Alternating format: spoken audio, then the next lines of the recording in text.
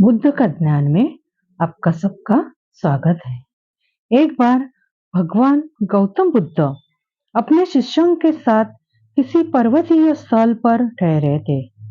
शाम के समय वह अपने एक शिष्य के साथ भ्रमण के लिए निकले थे।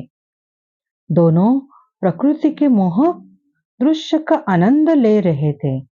विशाल और मजबूत चट्टान का देख शिष्य के भीतर उत्सुकता जगी। उसने पूछा, इन चट्टानों में तो किसी का शासन नहीं होगा, क्योंकि ये अटल, अविचल और कठोर है। शिष्य की बात सुनकर बुद्ध बोले कि नहीं, इन शक्तिशाली चट्टानों पर भी किसी का शासन है। लोहे के प्रहार से इन चट्टानों के भी टुकड़े टुकड़े हो जाते हैं। इस पर शिष्य बोला, अब तो लोहा सर्वशक्तिशाली हुआ।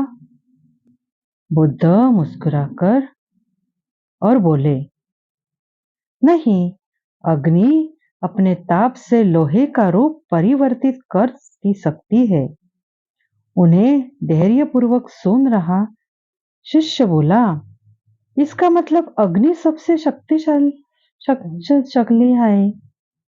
बुद्ध ने फिर उसी भाव से उत्तर दिया, नहीं, जल अग्नि की उष्णता को शीतलता में परिवर्तित कर देता है तथा अग्नि को शांत कर देता है।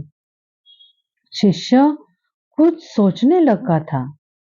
बुद्ध समझ गए थे कि उसकी जिज्ञासा अब भी पूरी तरह शांत नहीं हुई है। शिष्य ने फिर सवाल किया, आखिर जल पर किसका शासन है? भगवान बुद्ध ने उत्तर दिया, वायु का। वायु का वेग जल की दिशा को बदल देता है। शिष्य कुछ कहता इससे पहले कि बुद्ध ने कहा कि अब तुम कहोगे पवन सबसे शक्तिशाली हुआ।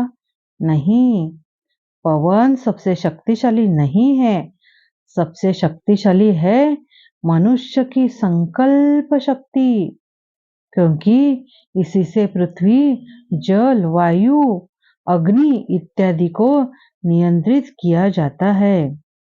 जीवन में कोई भी महत्वपूर्ण कार्य संकल्प शक्ति से बगैर असंभव है। इसलिए अपने भीतर संकल्प शक्ति का विकास करो।